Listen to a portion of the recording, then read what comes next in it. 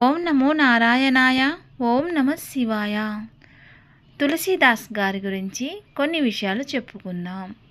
తులసీదాస్ అంటే మనకు గుర్తొచ్చేది హనుమాన్ చాలీసా దివ్యమైనది మనకు అందించిన తులసీదాస్ గారు మహనీయుడు.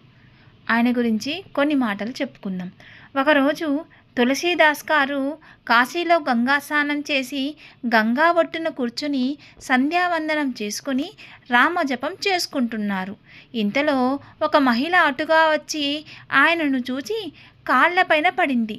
ఆయన వెంటనే దీర్ఘ సుమంగళీ భవ అని ఆమెని ఆశీర్వదించాడు. ఆమె ఇలా అంటుంది, స్వామి, నా భర్త చనిపోయాడు, అదిగో శవాన్ని తీసుకొస్తున్నారు, నన్ను దీర్ఘ సుమంగళీ భవ అన్నారేంటి అని అంటుంది. ఆవిడ దానికి తులసీదాస్ గారు ఏమన్నారంటే, తులసి స్వామివారు అమ్మా నేను అనలేదు, రాముడు నాచే అనిపించాడు అని ఆయన లేచి ఆయన కమండలంలోని కొన్ని నీరు తీసి రామచంద్ర ప్రభు ఇతడికి విగత జీవుడైతే నాచే ఆవిడని అలా ఎందుకు ఆశీర్వదించేలా చేశావు? నీ పలుకులు నిజమైతే, నిన్ను మనసా వాచా కర్మన నిన్ను నమ్ముకున్నది నిజమైతే, నా సర్వస్వం నీవైతే ఇతడు లేచుగాక అని ఆ శవంపై చల్లాడు. వెంటనే అతడు నిద్రలోంచి లేచినట్టుగా లేచి కూర్చున్నాడు. ఆ భార్య భర్త ఇద్దరూ ఆనందంతో తులసీదాస్ గారి పాదాలపై పడి, నేనేమీ చేయలేదు, రాముడు చేశాడు, ఆయన పాదాలపై పడండి అని చెప్పి వెళ్తాడు.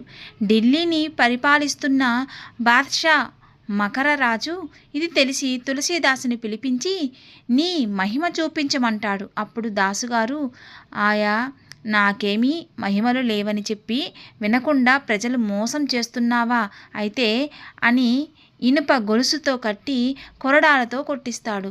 బాద్షా మకరరాజు ఆ దెబ్బలు తింటుంటే తులసీదాసు గారు హనుమాన్ చాలీసా చదువుతారు.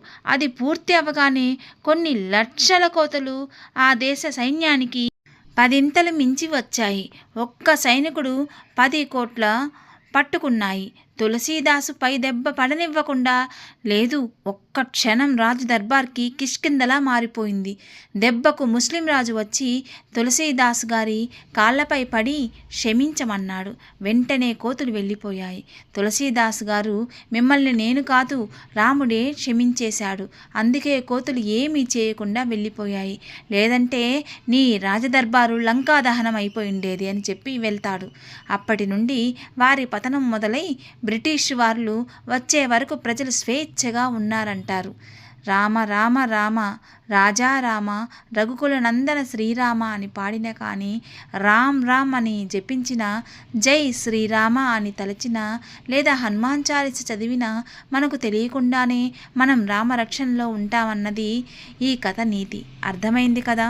ఈ వీడియో మీకు నచ్చినట్లయితే తప్పకుండా సబ్స్క్రైబ్ చేయండి, షేర్ చేయండి, కామెంట్ పెట్టండి. సర్వేజన సుఖినో భవంతు.